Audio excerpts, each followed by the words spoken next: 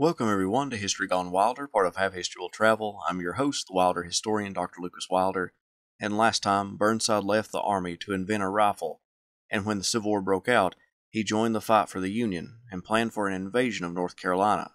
In this episode, we follow Burnside to North Carolina and his time in the Army of the Potomac. If you like what I do, please consider subscribing to the channel if you haven't done so already, join the Patreon page, or purchase something from the Teespring store or Etsy shop. Every little bit helps. Thank you.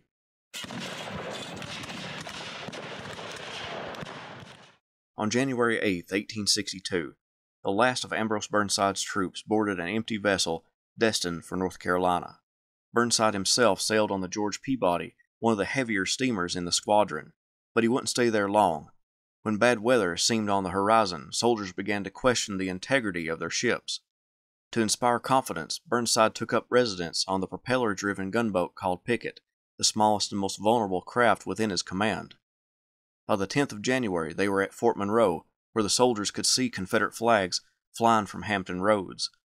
The next day, the squadron moved out into the Atlantic on their way to the North Carolina coast, arriving there a couple days later after a storm separated the ships. Maneuvering through the Outer Banks was dangerous because of sandbars, which is why Burnside wanted lighter ships.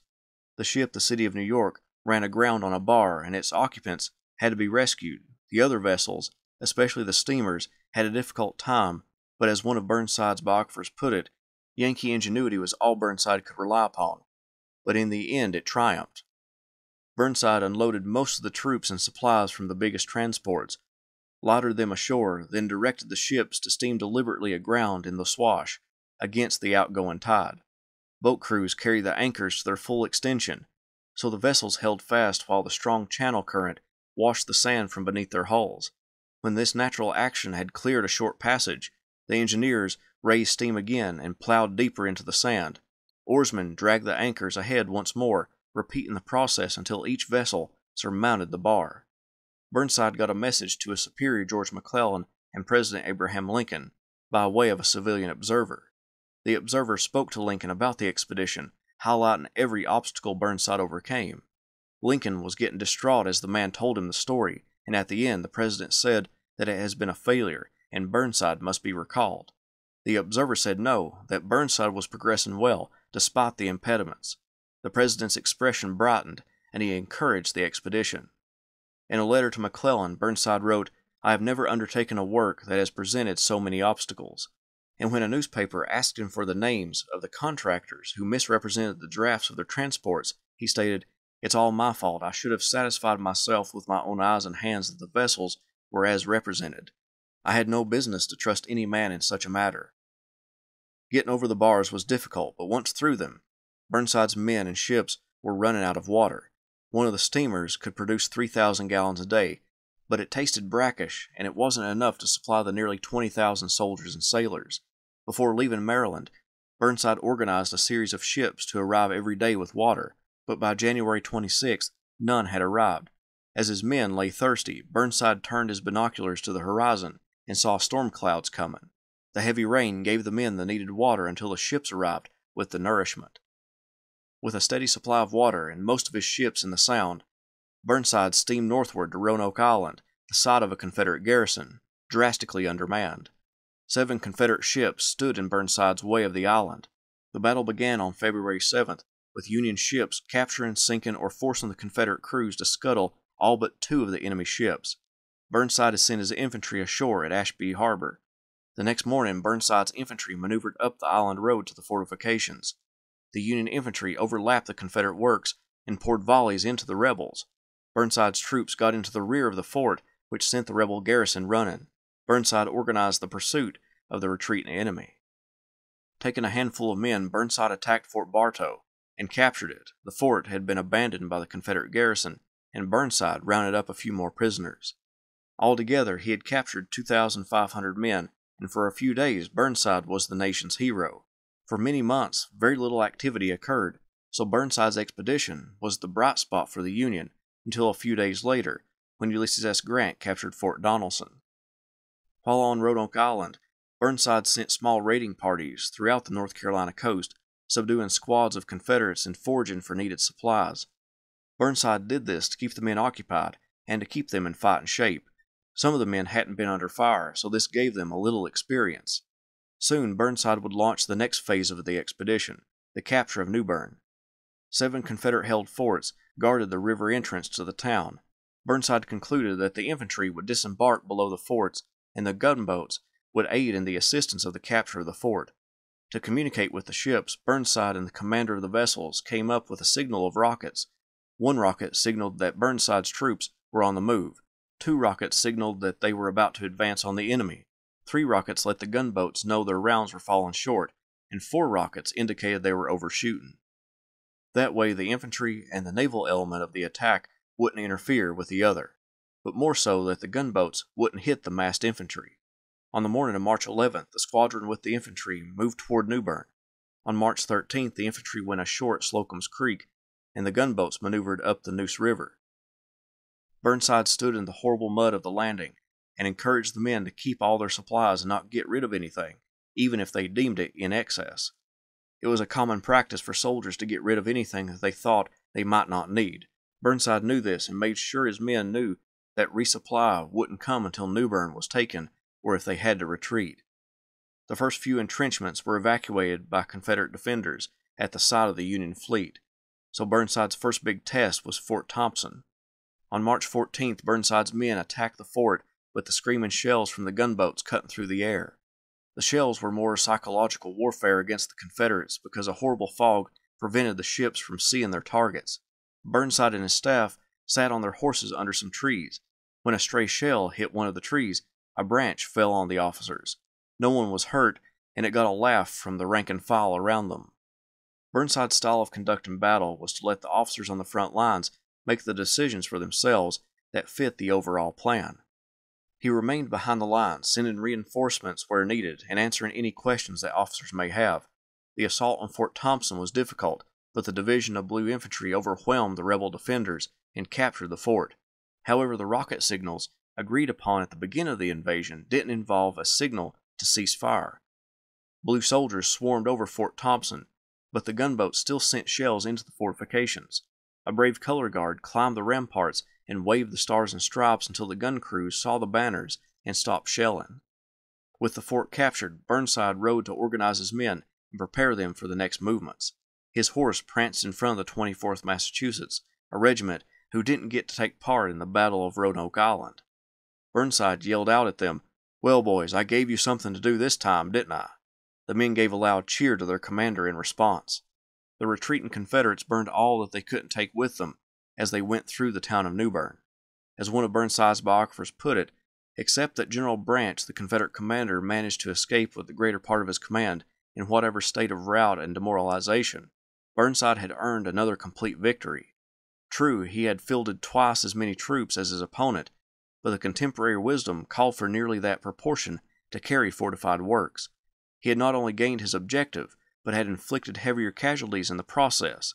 His own losses amounted to less than 5% of his available troops, while Branch's approached 15%, prisoners included. The victory at Newburn gained the attention of Northerners and put Burnside's name on the lips of politicians as one of the standout generals of the war. Oliver Wendell Holmes gave the general a handwritten ode entitled "The Two Armies." 7 Boston schoolchildren signed a joint letter of thanks praising him, and the Rhode Island legislature appropriated funds to purchase a sword from Tiffany's for him. Now that Newburn was an occupied city, Burnside set about restoring order that was badly needed. Refugees, both black and white, flocked to the city, but it was black refugees that concerned Burnside. He would write, 9/10 of the depredations on the 14th, after the enemy and citizens fled from the town, were committed by the blacks before our troops reached the city. They are now a source of very great anxiety to us. Burnside reached out to Washington to find guidance on how to deal with these refugees, but none came. So he employed them with small government stipends. Women and children became laundresses, and men began working on fortifications. Burnside made his headquarters in a Georgian-style mansion on the corner of New and Middle Streets. The house was lit with gas lights, and servants, both black and white, remained. Burnside was a night owl, preferring to work at night. His jovial personality and good nature led to people flocking to his headquarters to chat. He could be found playing cards with any or all 3 of his brigade commanders into the night, sometimes until 3 in the morning.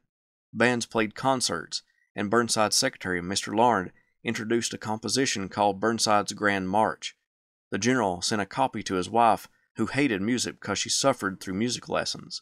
Burnside admitted that he couldn't play, as he said, any better than a cow, and teased his wife that she would have to play the song when he saw her next. 2 of Burnside's brigades stayed at Newburn, with the 3rd, under John G. Parke, going to Fort Macon to capture that installation. Parke would lay siege to it beginning in late March. The expedition gained Burnside the rank of Major General, and in April he received reinforcements, which he dispersed throughout his command in order to create 3 small divisions. But even with this increase in soldiers, he didn't possess any cavalry in order to launch any significant reconnaissance. In mid-April, Burnside suffered his first defeat of the expedition, although he wasn't on the field to command the troops in the fight.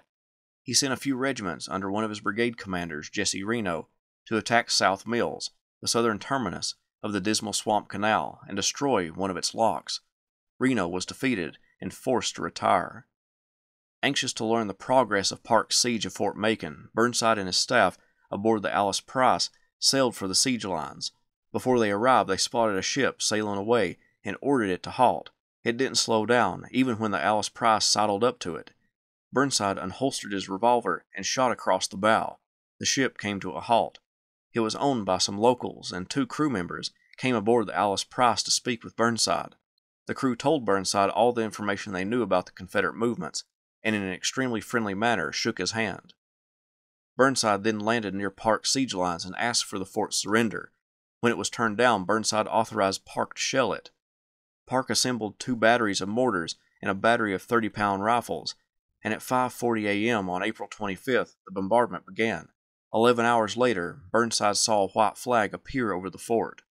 With Fort Macon captured, Burnside now had a deep water port, and his squadron had a nearby coaling station. Although Burnside was performing military duties, he found time to perform other duties, like those associated with the Illinois Central Railroad, which he was still technically treasurer of. But some duties were both personal as well as professional. He received a letter from a woman in Louisville asking if Burnside could find a place for her son who had fought at Shiloh and had a horse shot out from under him. This wasn't just any woman. This was the wife of the man who gave Burnside and his comrade money in Louisville to make it to New Orleans when they were headed to the Mexican-American War. Her son was the little boy who stared at the 2 soldiers when they ate with the family. Burnside indeed found a spot for her son in his command. Miss Marie Wilcox also contacted Burnside during his time in North Carolina concerning her husband, Orlando B. Wilcox, who was presumed a prisoner in Salisbury, North Carolina. He had been captured at First Bull Run and was a classmate of Burnside's at West Point. Marie wanted to see if Burnside could help get her husband released since he was held prisoner in Burnside's department. The general would help get his friend released by his Confederate counterpart, Theophilus Holmes. As Burnside remained on the defensive, his friend, George McClellan, commanded the Army of the Potomac as it moved up the peninsula toward the gates of Richmond. McClellan asked Burnside to make demonstrations to relieve pressure on his command, but with so few troops, Burnside was unable to do anything significant. However, Burnside did say when McClellan drove them from Yorktown, "I'll give them a kick on the flank that will make them see stars." In May, Burnside's heavy workload was lightened when Secretary of War Edwin Stanton appointed Edward Stanley, North Carolinian and Unionist, to be the military governor of Newburn. Burnside's headquarters was actually Stanley's house, and out of respect to Stanley, Burnside moved his headquarters to the corner of Johnson and East Front Streets. Although Stanley was a Republican and Burnside was a Democrat, they bonded over their belief that secession was wrong. They also bonded over the fact that they didn't agree with abolitionists, or at least not volatile abolitionists. Burnside would eventually come around to the idea that emancipation was a way to end the war and preserve the Union. New Yorker and minister Vincent Collier came to Newburn on his own authority to do religious work. Burnside would appoint him to be the superintendent of the poor.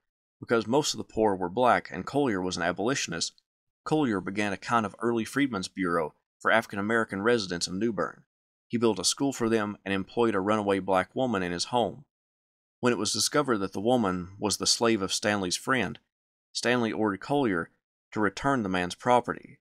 Stanley also reprimanded Collier for teaching African Americans to read, citing the North Carolina law that forbade it. Collier resigned from his position and headed north, but stopped over in Washington to stir up the anti-slavery politicians about how abolitionists were treated in the South under Union control. Secretary Stanton wanted Burnside to cooperate with General John Dix at Fort Monroe, so Burnside used the canal that Reno was supposed to destroy to make it to Norfolk and then to the fort. Confederate resistance had left the canal when Norfolk was captured. Being close to McClellan, Stanton recommended that Burnside meet with his old friend to discuss further action. For 5 hours, the men sat at McClellan's headquarters on the Chickahominy River and discussed old times, family, and the present military situation. After the meeting, Burnside sailed for Washington to meet with President Abraham Lincoln. Hours upon hours of discussion and answering a litany of questions resulted in Burnside losing his voice, but he did have enough strength to offer a judgment of the president. If there is an honest man on the face of the earth, Lincoln is one. When Burnside returned to Newburn, he was followed by the Rhode Island delegation chosen to present Burnside with the sword from Tiffany's. In a downpour, Burnside formed his corps into a square, and the 4th and 5th Rhode Island accompanied Burnside to the grounds, and when they did, the rain stopped, and a rainbow arched through the sky. Burnside accepted the sword and offered a small speech, giving all the credit to the officers and men of his command. Battery F of the 1st Rhode Island Artillery then fired a salute to the general. It was now late June, and Burnside wouldn't remain in North Carolina much longer. His expedition had been incredibly successful. The capture of the North Carolina Sounds virtually eliminated them as a haven for blockade runners and seriously hampered the movement of supplies to Norfolk. Burnside's presence there was also responsible for the retention of several thousand Confederate troops at Norfolk, relieving McClellan of that much pressure on the peninsula. It was not Burnside's fault McClellan did not take advantage of the circumstances. And even the bungled affair at South Mills helped Richmond authorities decide to evacuate Norfolk in May, which offered the Army of the Potomac the invaluable assistance of Union gunboats on the James River. Federal troops inside Cape Hatteras created a sanctuary for those of Union principles and maintained numerous bases from which future reconnaissance and offensive operations could be conducted. Burnside chose to do most of the paperwork and other duties that would usually be assigned to staff. This prevented miscommunication and misunderstandings, but it would lead to long nights and overwork. The one place where he was hands-off and delegated authority was on the battlefield. Since he couldn't be everywhere, he gave his generals leeway to take advantage of any opportunity if it arose, and the subordinates knew, as one of his biographers put it, they wouldn't incur undue blame if success did not follow. He trusted them, especially those he took on the North Carolina expedition. However successful the campaign was, and the determination of the general himself, he was fighting with a numerical advantage, a naval advantage, and superior weaponry. Nevertheless, the Union needed victories, and his victories added greatly to Union morale, something gravely needed as McClellan's army sat outside Richmond, stationary.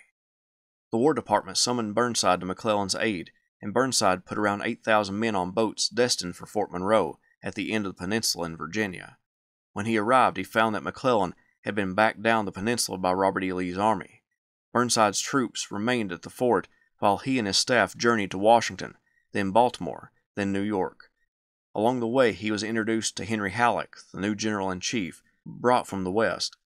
But the more important meeting came between Burnside and Abraham Lincoln. Those two and Secretary of War Stanton sat in a room, and it was there that Lincoln asked Burnside if he would take command of the Army of the Potomac. Burnside argued that McClellan was the better commander and would refuse to be put in command. Lincoln took this as a sign of pure noble character, and although he didn't replace McClellan with Burnside, he came away from the discussion with respect for Burnside. Meanwhile, Lincoln sent a new Union army, dubbed the Army of Virginia, to attack the Confederates from the north, and recalled McClellan from the peninsula. Burnside and his troops would precede McClellan's army to the landing at Aquia Creek to support that new army under John Pope in its campaign.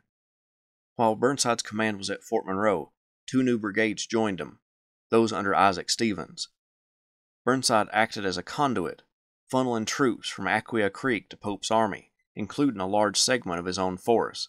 He was soon called to Washington and then asked to go personally to McClellan and get him moving, sending troops north.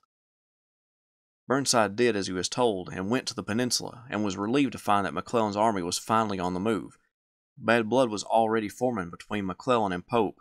As Burnside and McClellan watched the Army of the Potomac march across a pontoon bridge, McClellan remarked to Burnside, "Look at them, Burn.